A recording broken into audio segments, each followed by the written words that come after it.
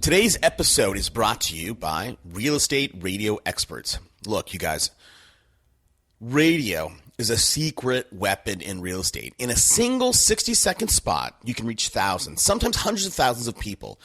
And radio leads are super high quality. It is one notch down from an actual referral because we get the local host to endorse you and say, hey, call Toby if you want to sell your house. So look, and radio is not as expensive as you think. It's literally a cash machine. You put $1 in and you get $5 gets kicked back. So, and our clients are having success out of the gate. In addition to us getting you on the radio, you also become part of our exclusive mastermind and referral network. So if you want to level up, go to realestateradioexperts.com and fill out the getting started page. Or look, you can just send me an email.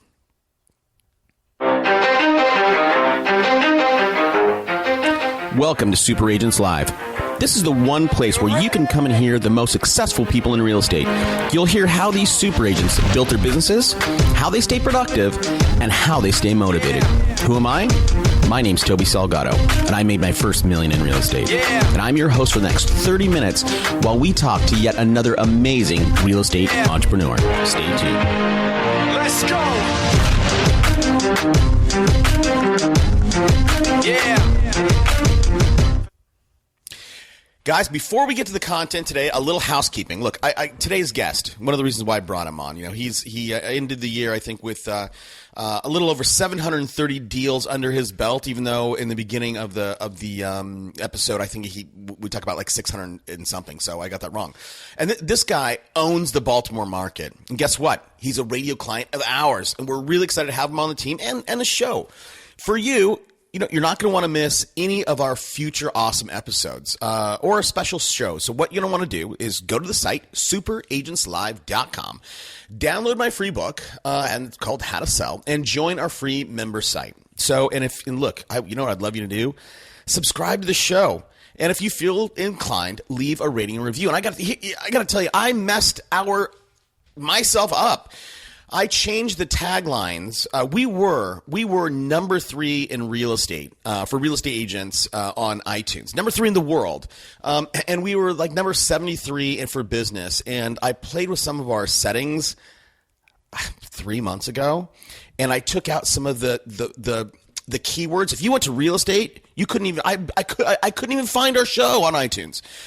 So I just fixed it. So hopefully we're going to get some more listeners. So we've been adding, a couple, 200, 300 listeners a week. That's great. We have we're about 35,000 strong. As you guys know, we're in 110 countries. So we've missed a lot of people not listening to the show simply because of my mistake. So, tell your neighbor, tell the guy in a different office. I know some of you guys want to try to keep the secret. People have told me that they hoard the show because they want to have the stuff and not the other guy. Look, guys, don't worry about that. You know what? We all know what to do. The problem is execution. And you guys are the first to step up, listen to the show, and improve yourself. So I'm glad you're here. Help us grow this thing. And help us grow the radio piece too. So, hey, look, no more of that. Let's get to the show. Chris Cooke. On the show today, I'm really excited to talk with today's guest. Now, him and I, we know a few people in common, number one. Number two, I actually was fortunate enough to be able to spend about an hour with this guy a few weeks ago. And after talking with him, I knew I had to get him on the show. So for his stats, real quick, he's got a team of about 20. He did a staggering 600 deals last year. For a total of $130 million. Unfortunately, this guy's average sales $225. We were just saying if he could only be in San Diego, this guy would be the king of real estate. I'm thrilled to welcome today's guest, Chris Cooke. Hey, Chris, thanks for taking the time out, man. No problem. Glad to be here. Now, listen, you're a pretty interesting guy. But before we get to, I want to know, how you eke out 600 transactions. I want to get to know a little bit about you. So tell us a little bit about yourself, and then we'll get into your business. Sure. I'm 42 years old. Graduated from college. Immediately after college, I took a sales job working for a company called Pitney Bowes. Anybody that knows anything about Pitney Bowes, basically we sell postage meters. So I did that for a few years. It's a tough, kind of grinded out sales job. a good personal friend of mine, and at the time was actually a computer programmer. We kind of got together and we started a software company. I ran the software company for about 7 years. We never really became a huge company. I had about 11 employees when I sold off my share. Basically took about a year off to decide what I wanted to do. I've been buying and selling properties, for a long time. So I basically got my license to buy and sell my own properties, and then started listing properties for other people, and it just kind of snowballed from there. Interesting, man. So if we go back, selling postage meters, postage meters. I can't say that. Postage meters and copiers. I mean, it's just a straight commodity. I mean, that is truly like you got to be good at sales. You have to be good at prospecting. You have to have a thick skin, and nose have to literally roll off your back. Having that experience and doing that. I mean, what kind of preparation did that give you for then moving into real estate? It was definitely a kind of a culture shock getting into real estate. It's interesting because it's a job that you can obviously get your real estate license in less than 30 days nowadays. Yeah. And then, the industry has some huge stereotypes that the agents don't return phone calls, they're lazy. So for me, it was a huge opportunity. I mean, when you're selling a postage meter, it's hardcore cold calling. Yeah. And basically, you have to hit numbers. They give you a shoebox full of contacts, and I'd walk into offices and people would throw stuff at me and tell you to get out of there. You'd have territories and things like that. So when I got into the real estate business, I mean. Territories were obviously wide open.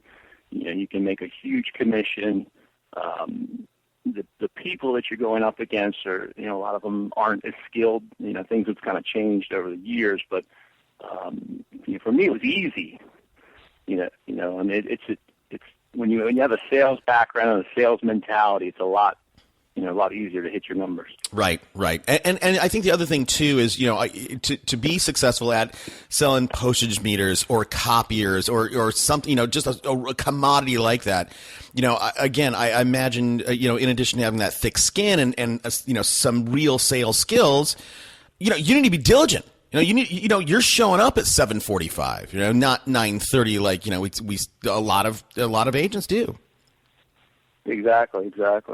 So you go from selling this commodity, Chris, and you start a software company. I mean, that's a pretty that's a big jump. I mean, what was the software, and how did that sort of take place?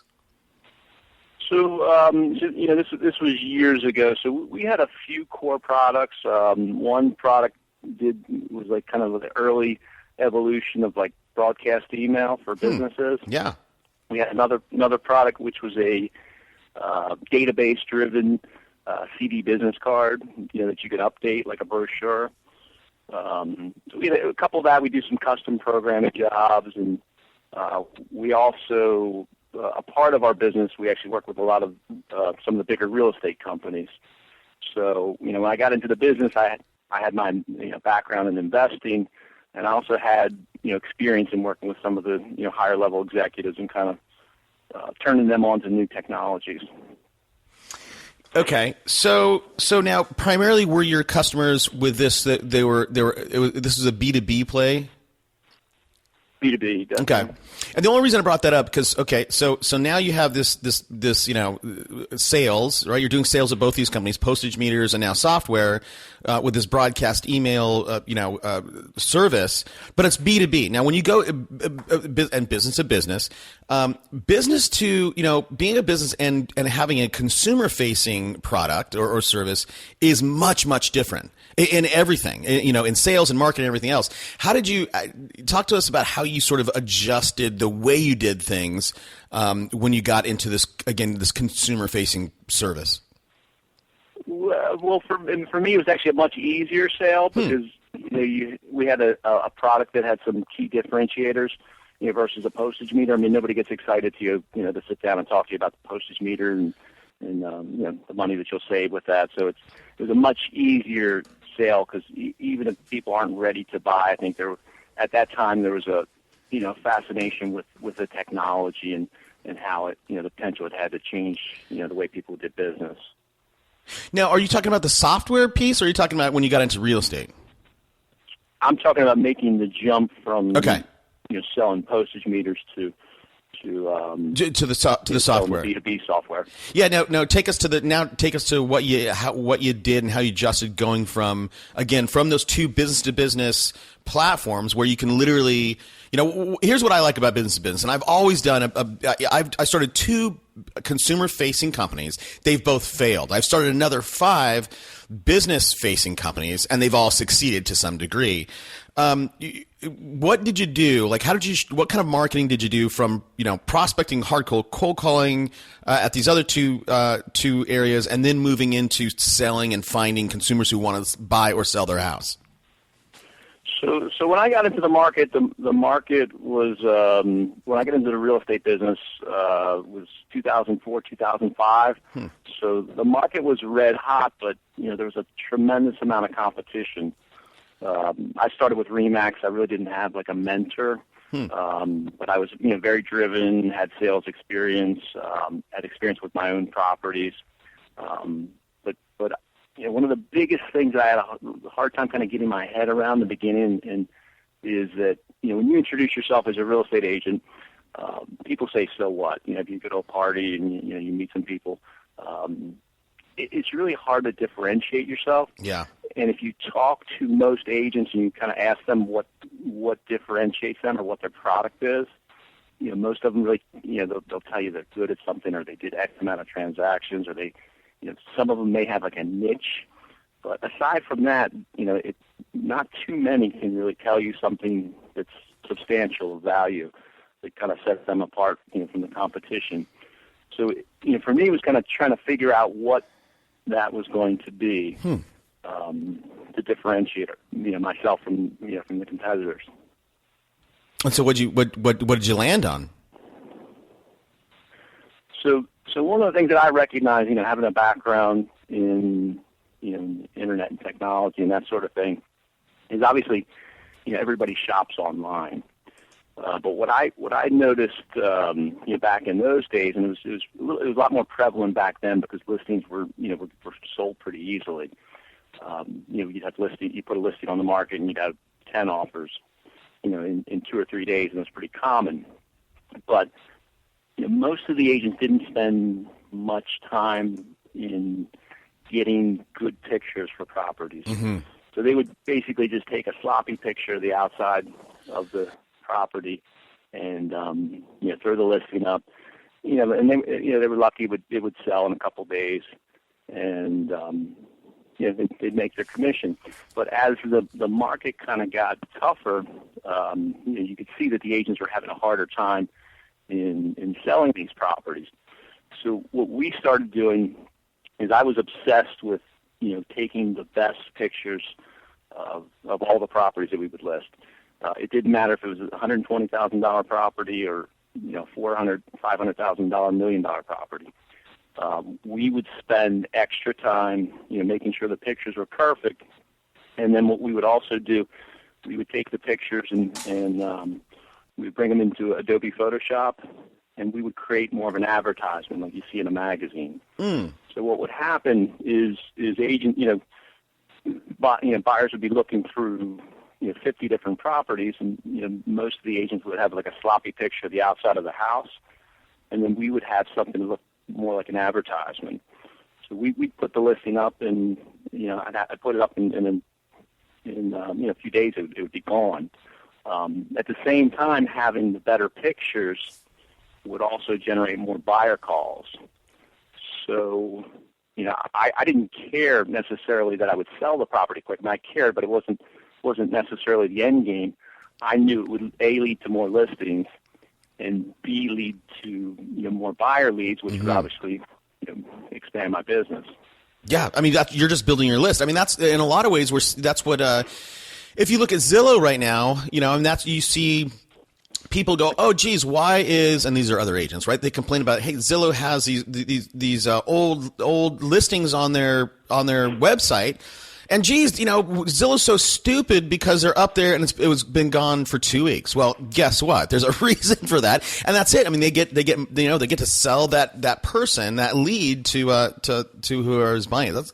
That's brilliant. And I'll tell you something, Chris. I mean, that is this whole bit with the pictures. Everybody knows that's so important, and even today in 2015, people are out there taking pictures with their cell phones.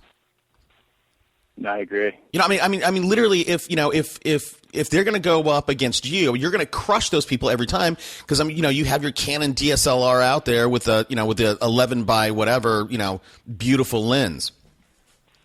Now, is this something? Exactly. Sorry, Chris. Go ahead. Good.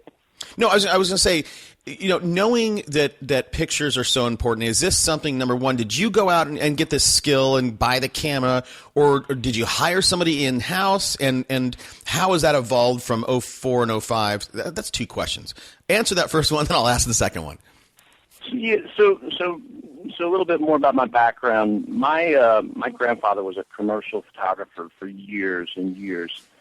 And, I kind of grew up in the business. So, I knew enough to be dangerous, but I'm by no means a professional photographer. But I do have a pretty good eye for it. So, I would make sure the room's set up the right way. I'd rearrange the furniture. And I do whatever I can to make things perfect. Well, it got to the point, when the market started to slide, our business actually improved because my phone was ringing because, in an average market or a seller's market, I find that things are more, relationship driven. Everybody knows their brother's, uncle's, cousin's friend is a real estate agent. So everybody knows an agent. When the market gets tough, they're seeking out the top producers. Mm-hmm. So we had built a reputation for the marketing to the point where buyers would call up and we'd be listing properties for 30 different customers. Well, the buyers would actually start to think that I was actually building the homes too. So we had a unique way that we did our pictures with the captions and colors and everything. So when the market started to slide, we got more business, and it got to the point where I really couldn't keep up with trying to do everything myself. Mm-hmm. So so I added a marketing assistant initially, then added a transaction coordinator, and then eventually things kind of evolved to the point now where we have a full-time professional photographer on staff. We probably have about $30,000 worth of photography equipment that we use. Everything from drones, for wide-angle lenses. There's a ton of stuff out there. But what was interesting is when everybody was having a tough time, with the market crashing, our business was steadily climbing. We were selling houses for other agents that were facing foreclosure. So it really kind of brought me back to the thing that I saw when I first got into the business. The sales and marketing is really what drives getting houses sold, and I think agents have a hard time getting around that or getting their head around that. Mm-hmm. So you see these agents that have these business cards that look like alphabet soup, and the other people that know what these designations mean are really other agents. Yeah, they really don't help you get the house sold, and really don't help you make a whole lot of money. I agree, man. And that's something that I don't know what the right word is. It irks me. I mean, I don't know if that's the right word, but when I see all these people and they have all these 3 letters and 4 letters behind, I don't know what it means, and half the time it's something that you can go out and pay, literally, I'll tell you what, somebody in my audience, I would never do this, but somebody in my audience told me, it was a he or she, I don't remember. They said, hey, Toby, you should sell a certification, like that same thing, right? Like do some kind of little course and sell a super agent's, certification. And maybe somebody would buy it, like, hey, I'm super agent certified or whatever, but anyhow, I hate when I see that. So I was just going to add, you got to the drones before I got there, because that's the new thing that I'm sort of seeing today. That's in terms of like what is pushing the edge is I think, again, everybody does know that the pictures are important. And a lot of people, a lot of top producers have gotten there. And I think there's a lot more people who need to catch up, but I think it's the drones right now. When did you land on using the drones and get those, those gorgeous overhead shots?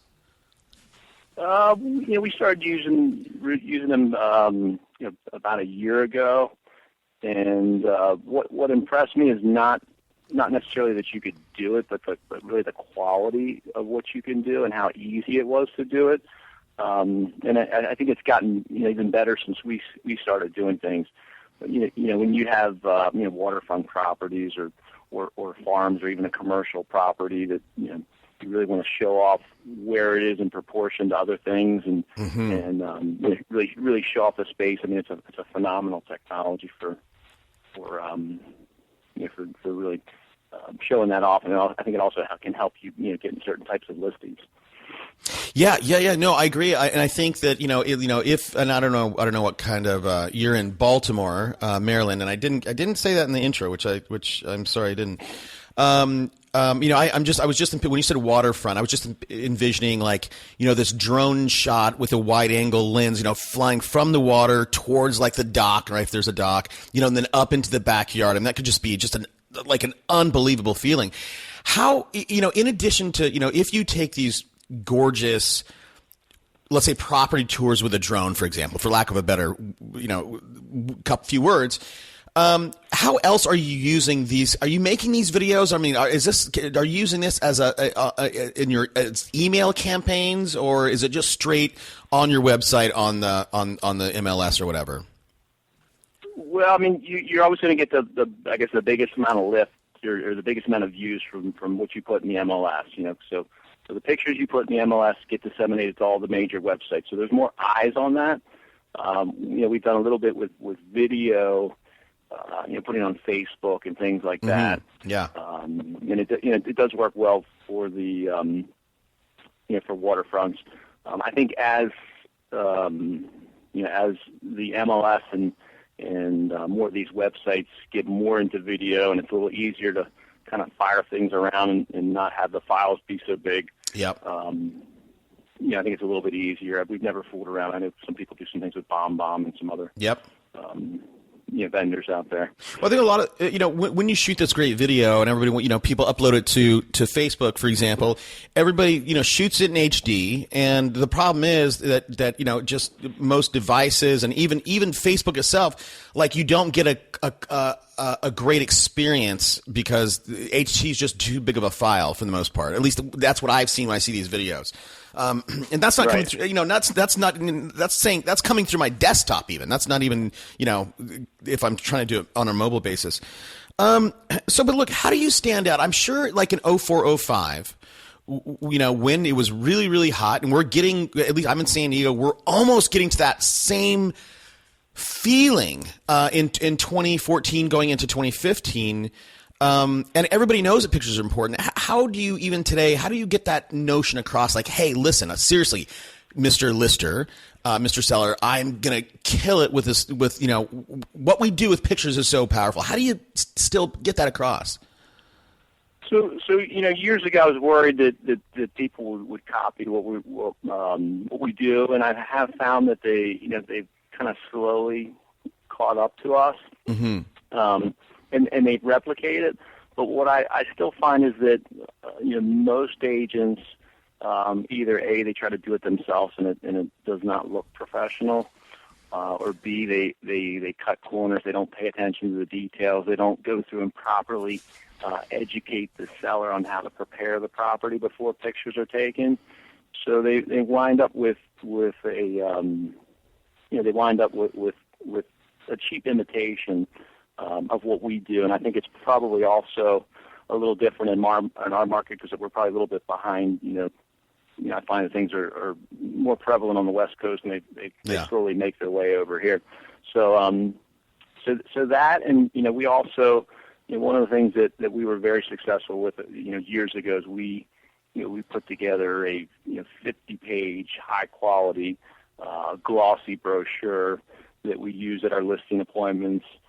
We also send it out to expired and withdrawn for sale by owners. Mm-hmm. And it's really a polished piece. I mean, it's something that's evolved over years and hundreds of hours of investing time in it. But it's something that without a whole lot of text, a seller can sit there, on their sofa at night and basically flip through it, and they can easily see, what differentiates us. So when I go to a listing appointment, I give them a copy of that. We'll also sit down with an iPad, mm-hmm. and we'll show them before and after. So this house was listed for 180, 300 days on market with these pictures. This is the same exact house, same price listed, sold in 14 days. And to look at the picture, and sometimes it's hard to even tell it was the same house. So it's pretty powerful. When a seller will be interviewing 4 or 5 agents, and the other agents will come in.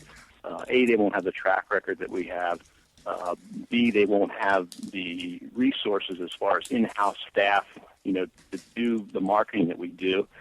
C, they won't have the lead behind marketing material that we have, and they definitely won't have the results that we can deliver.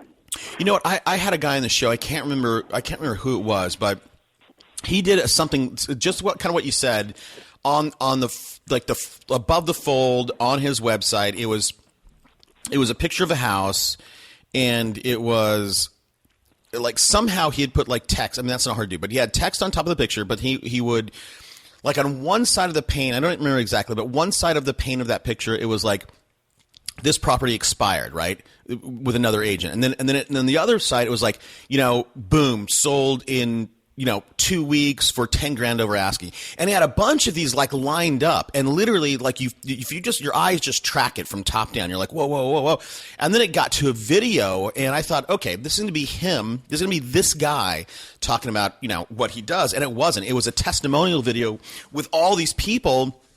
Right, spliced together. Hey, Chris Cooke did an awesome job, and I, literally, like, I had not recorded with this guy yet, and I was impressed, Right.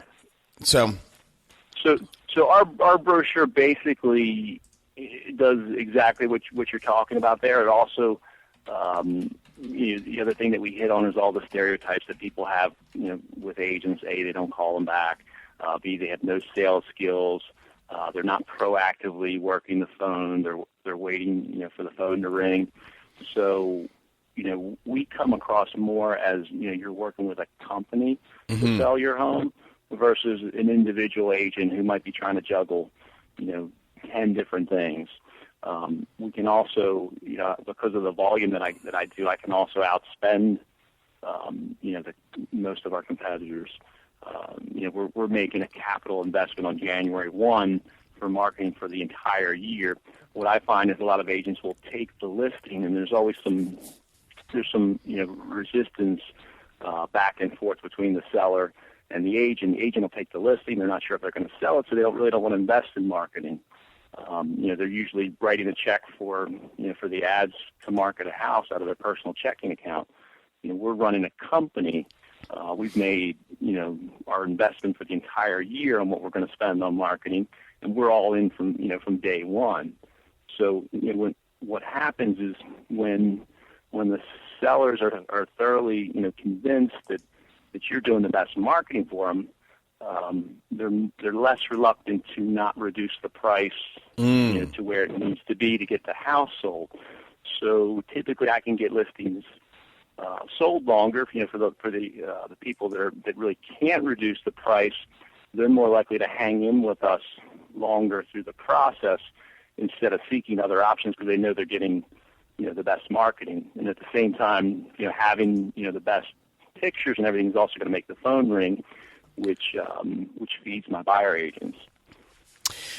Yeah, I mean those are all super valid points. And by the way, I'm on your site right now, Chris. And you do have great pictures. That you do some color manipulation, which is great. I can tell you what I don't like, dude, at all. I bounced around on your. And sorry, I don't mean to criticize your website, but that's all right. I bounced around a couple pages on your site, and you have this register window up, and I cannot close it. I can't close it. Let me see if I hit back. Okay, I had to go back. I literally, if I, as a person on your site, just checking you out, I think I would have I think I would have went on to the next guy. I couldn't get out of that. I couldn't go back. Well, unless I hit back. we've recently started experimenting with forced registration, and the vendor that I use, I won't mention them, but they swear that forced registration gets more leads than anything else. So I'm still not necessarily convinced. Yeah, I'm not very convinced about that either. Okay. So I'm thinking we killed pictures. I mean, I think it was all very fascinating stuff. But you do a ton of volume. You do 600 transactions. I mean, look, everybody always complains that they don't have enough leads, and what are you doing? How are you let's start this way. Out of that 600 transactions, what comes from marketing? What's past clients? What's Sphere? All that. How would you break that out? Yeah, so a couple of things. So when I first got into the business, and a lot of people tell you this is not a good thing. Everybody will tell you it's good to have a niche, but we wouldn't turn down. We would turn down almost no business. It didn't matter what it was. We would take it because I was a big believer in activity, and we were focused on the numbers, just getting our sales numbers up. So I would take listings of any price point, any neighborhood, as long as we felt we could sell it, we would take it. So I've kind of continued that over the years. Also, when your niche is not a specific neighborhood and is more related to the marketing, there's aspects that appeals to all different types of sellers. So we do some commercial, we do some REO, we do short sales, we do homeowners, we do lower dollar investors, we do higher dollar investors, we do luxury, and we pretty much do kind of most of the same things for all of them. I mean, there's a slightly different version of that, but when the market got real soft years ago. Our numbers were growing because we weren't reliant on just the luxury market, where people were having a hard time getting big numbers. We had our hands in so many different things. We consistently increased our numbers each and every year, and it's kind of stayed the same even to this day. I'm also a big believer that you can't just focus on one lead source. Mm-hmm. So we're constantly looking for new things, and people always commonly want to meet with me and what is your secret to success for getting all the listings? And I think it's like one magic bullet that we have. It's really not. It's trying to take advantage of anything and everything that's out there. We deal with expireds. We purchase internet leads. We do local banks. We do big banks. We do a lot of homeowners. My agents do open houses regularly. We do search engine optimization. We do pay-per-click advertising. So we just do a little bit of everything. Yeah, I think you brought up a really, really, when you said earlier, hey, you work through a multitude of niches and a multitude of price points. And I think the point that you were making to the audience is that, it's important to have a bunch of marketing towards luxury, marketing towards the middle market, marketing towards the lower market, because whatever happens in the marketplace, sometimes the lower market may get a little bit hurt, but the luxury is still doing okay, or vice versa. I think that insulates you a little bit to whatever happens in the outside marketplace as a whole. Absolutely. I mean, it ensures that your income stream is steadier. So we focus on, we don't cut corners. No matter what the market's doing, we focus on our activity level. We don't turn away any business. And I feel like a lot of agents, they have a hard time. They wind up with these big hills and valleys in their business and their pipeline because they get they spend a whole lot of time prospecting, and then, they get a whole bunch of business and close it, and then they have nothing. Yeah. They haven't spent any time prospecting for a while. We are consistent in everything we do across the board, and we're not really reliant on one market segment. So like now the short sales are becoming less popular, and and the REOs are slowly winding down. We've never abandoned one big business segment versus the other. We have so many different pieces that it really doesn't affect us as much. We don't see these big hills and valleys like a lot of agents see. No, I can completely understand that, but for you, Chris, and I don't know how you keep you're doing everything. You're doing a lot of different things. You're right, multiple different lead sources. Multiple different lines of business. But you still have this attitude. At least I'm sensing this attitude towards excellence, right? Not cut corners. Do everything right to the best of your ability every single time. It's got to be. For you, when you wake up in the morning and putting that all in place and going, geez, what do I do today? I mean, do I work on our systems? You know what I'm saying? Like, I don't know. How do you manage all that and still stay so, I don't know what the right word is, but you know what I'm getting at. Well, I think you have to enjoy what you do, and I enjoy all aspects of it. Everything from like cold calling, training, learning about the latest technologies. I still do listing appointments. I think if you don't enjoy all that, you're going to get burned out. And I think one of the biggest mistakes I probably made early in the process, I did try to do everything. Yeah. At this point, I basically manage my team, and I still participate in the sales aspect of things.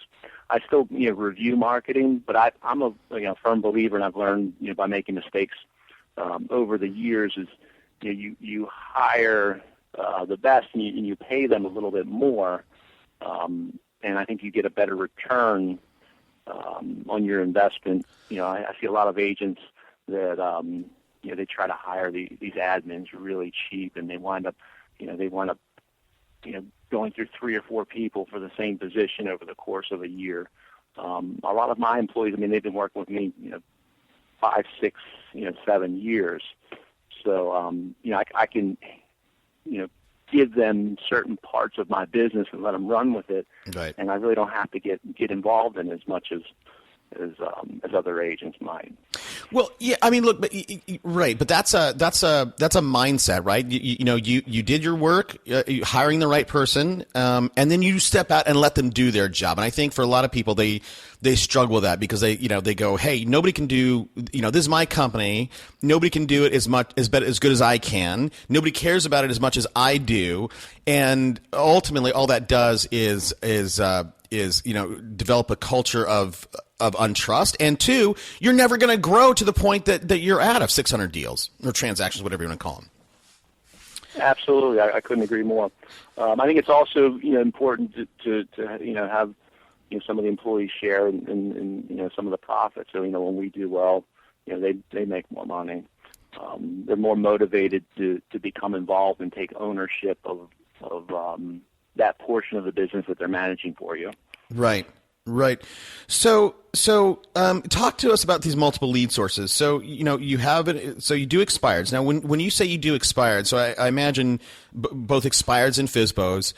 Do you have a dedicated ISA that handles that, or how is your team organized in terms of these lead gen sources? Yeah, so I have different agents that like to handle different things. So some are, exclusively work with buyers. Some, do buyers and sellers. Some do rentals. Depending upon what they're looking to do. I know a lot of these bigger teams. They're big on hiring ISA because they're obsessed with the response time and things like that. Mm-hmm. Yep. The issue that I find with that is if you're, especially with a lot of these leads that you're buying nowadays. In real estate, there's a few different types of leads. There's what I call access leads. Access means they just want access to the property. Mm-hmm. There's a lead that's relationship driven, which is typically referral, or they've done business with you in the past. Or there's information leads, so they just want information about the property. Well, a lot of these leads that you're purchasing online, I mean, they're either going to be access, where they don't care. You're just basically there to open the door for them and let them in the property on the buyer side, where they have a quick question about it. Well, if you put an ISA in there and they're not going to be able to answer, the question that the buyer has, it's kind of hard to get them to spend any time with you. You're going to have an even harder time trying to get an appointment with them. Whereas if I have one of my agents call them, they can answer the questions, they can set the appointment. They're not getting handed off from one person to another. Mm-hmm. So I basically have a person that kind of manages the lead distribution, but they're not actually making the calls and answering the questions and starting the relationship. Got it. Here's what I've heard on the show a lot. Well, I actually did not hear this on the show. I don't want to tell you where I heard this. I don't want to tell everybody where I heard it. I'm banned to secrecy on this one. But so for that lead, that's an information leads, right? Let's say they land on your site and they're interested in getting information about the market or a specific house or whatever. There's a few services out there that you've seen those boxes that pop up. And, they're live chat. It's a live chat feature, so that pops up, right. And there's services out there that use people. They're not licensed, but they do know how to answer questions that don't violate, the needing to be licensed to talk about real estate. And I've talked with a lot of top people that are having great success using that. Have you heard anything about that from your buddies? I have not. I know I've seen some of the software solutions that offer the chat, but I've never seen exactly what you're describing there. Yeah. Well, offline, I'll tell you where I got that. But so okay, that's great. I mean, I think it's interesting the way you break that down: access leads, the referral, and information type leads. I feel like there's one more. I can't think of it right now. So one of the things that you do, going back, so expires and FSBOs, here's what I'm seeing in these big teams. Everything's siloed, right? So you have an ISA calling expireds. That's all they do. And then when they get them to a certain point and they hand them off to the listing agent, and then you have these listing agents that's all they do. And then you have buyer's agents that's all they do. And then literally if you get a lead, you meet somebody at the grocery store, you walk that lead in to Sally or Susie and you say, hey, Susie, I just met this person. He's interested in buying a house in 6 months or whatever. And that goes into the database and Sally sets them up on a drip campaign. Are you siloed in that way? To some extent, but we do have some overlap, and I find that it's also important to try to place the lead with, because we cover so many different types of clients and so many different types of businesses and types of properties. Right. For us, it's important to match the prospect up with the right agent. Some of my agents, they don't like to deal with investors. So, if you have an investor that's looking to buy in a certain part of Baltimore City, obviously there's certain agents I would never want to put them in touch with. There's other agents that specialize in certain geographical areas. So we try to match them up just based on who we think will best be able to service the client. And that's kind of how we handle things. In that way. How scientific are you about that? And I'll give you a nudge in that direction. So, do you put everybody that works with you, put them through a DISC profile, and then if somebody comes up, high D, high I, that's, you know what I mean? Like that's a certain sort of person. They're not great buyer's agents. I know for a fact those are not great buyer's agents, but then you have somebody that's high S, high C. Those are great, buyer's agents. How scientific is this matching process? Yeah, so I would do that for admins, but for the agents, most of my agents have been with me for so long. I know exactly, what their strong points are, what they do like to do, what they don't like to do. Also know what their weaknesses are. One of the big things that we're now trying to focus on, I think it's going to become more and more important is we're trying to work on really setting up some formal sales training for the agents. Like we just talked about, a few minutes ago about the different types of buyers.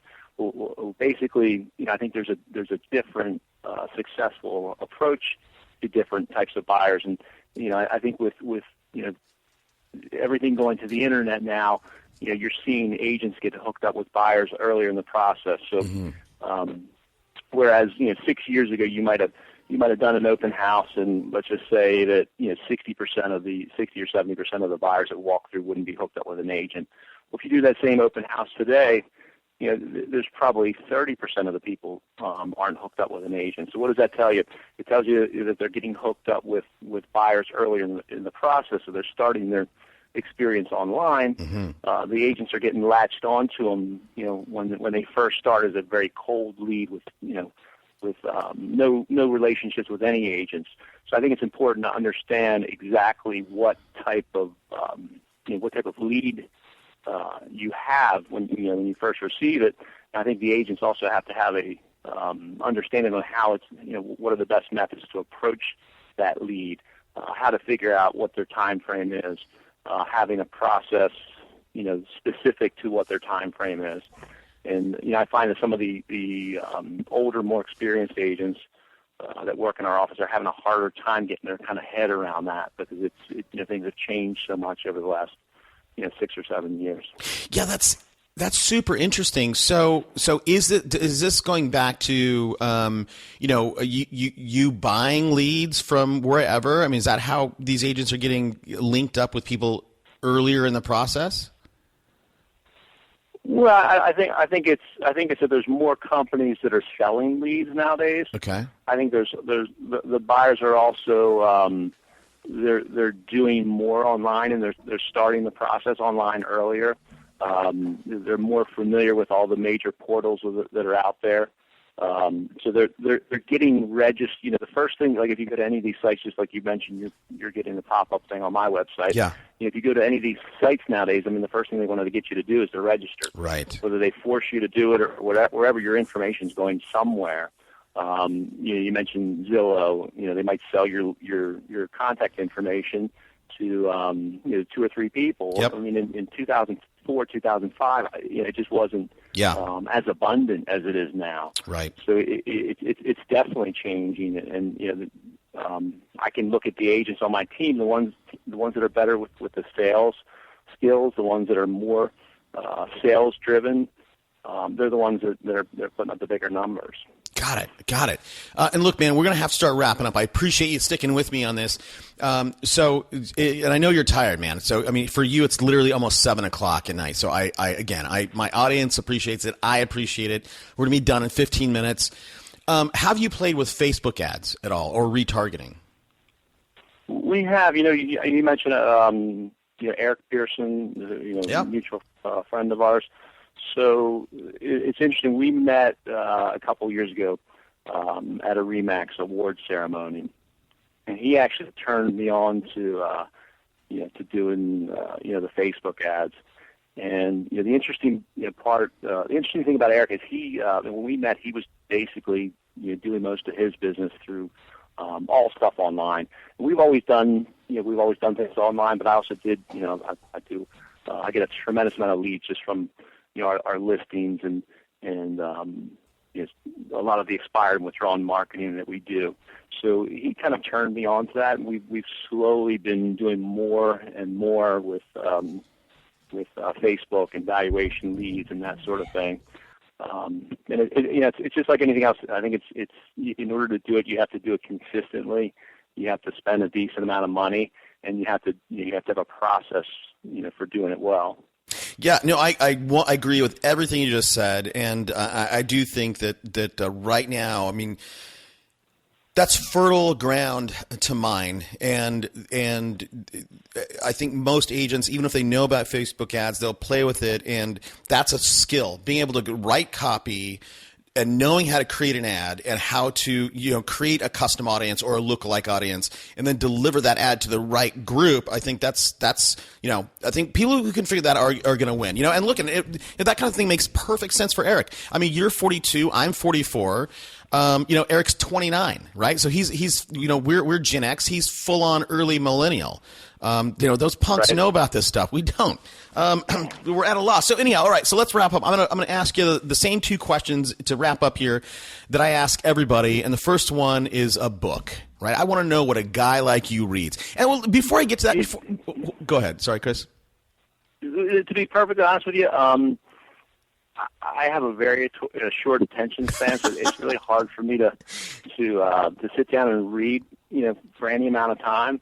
If I was going to recommend anybody do anything, and I'll swear that you didn't put me up to this, but I honestly listen to the podcast because I'm in the car, hours every week.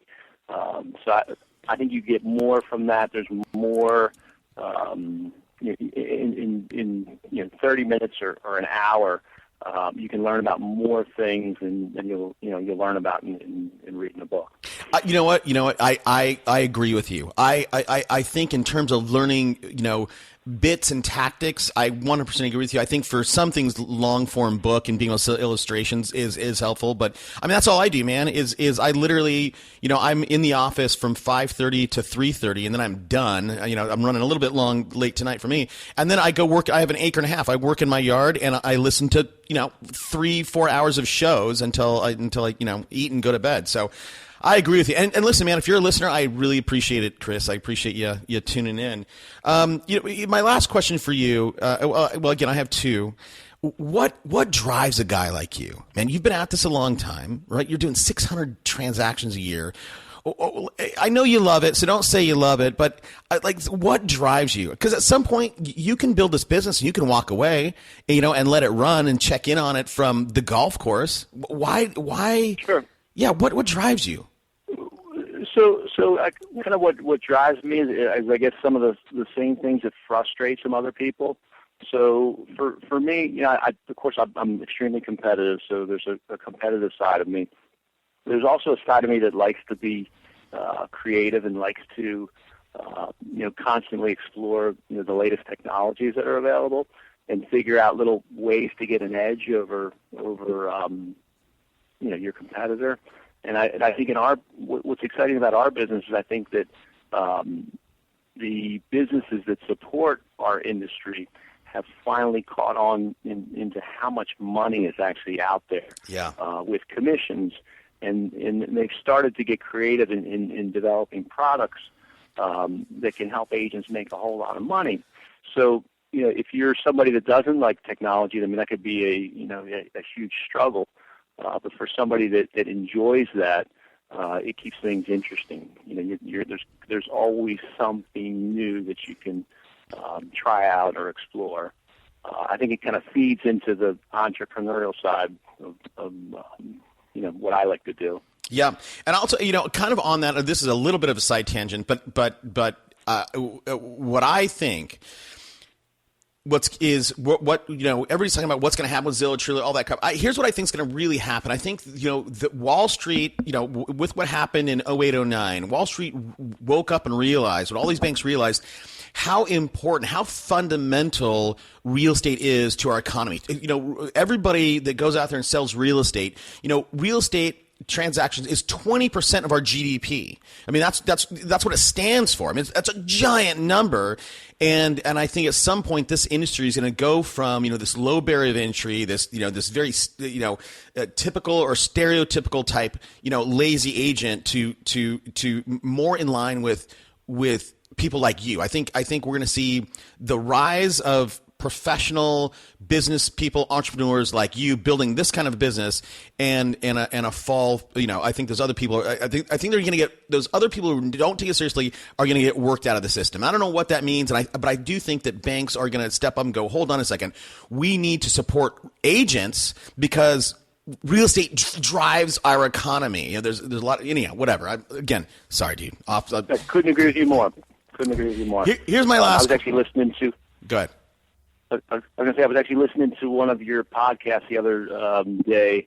I think you had Chris Spiker on there. Yeah. And he was complaining about how easy it is to get into the business, and you end up with all these agents that are less skilled. To me, I hope things never change. I think that's just more opportunity for the agents that are willing to invest in personal development and technology. Yeah. Yeah, Chris is a good guy. I don't know if you know this. That guy sits on the board of Zillow. That's what I heard. Yeah, he's a sharp guy. I want to talk about a personal habit. We've covered a lot of personal habits with you, but I'm always very intrigued. My audience is intrigued with, what is a personal habit that you have, Chris, that you feel have contributed to your success? I think it's consistency. Always, making the calls regardless of how you feel, what you have going on, each week. Not cutting corners, no matter what, whether it's a $3,000 commission could 6 months from now could be a $20,000 commission. Yep. You just never know what one opportunity can turn into. So I would say that those two are probably the most important habits. I love that. I love that. I did a show. I talked about lifetime value, which is more of an internet marketer's term. But if you're not feeling good or it's too hot or too cold, man, that next door that you knock on or that next phone number you're going to call, that literally could be $1 million deal. And if you treat that customer right, that could turn into another 5, 7, 10 transactions, from referrals. So I couldn't agree with you more, Chris. Hey, man. I always ask my audience, I say, hey, I encourage them if they got anything out of this, for them to reach out and say thank you. So where can people find you? And maybe they want to join your team. Let them know where they can find you to say hello or potentially be a candidate for the Chris Cooke team. Absolutely. You can visit us on the web at chriscooketeam.com, and that's Cooke with an E, so that's COOKE, chriscooketeam.com. Perfect. And listen, if you're out there, you're driving or walking your dog or whatever, all the stuff will be on the show notes, superagentslive.com. And Chris, let me be the first person to thank you. I know it's late for you. You're on the East Coast, I'm West Coast, so I appreciate you staying up late, and you're pushing your dinner back. So I really, really appreciate you taking the time. Thanks for having me on the show. Keep doing what you're doing. Thanks, buddy. Let's keep in touch. All right. See ya. Take care. Let's go.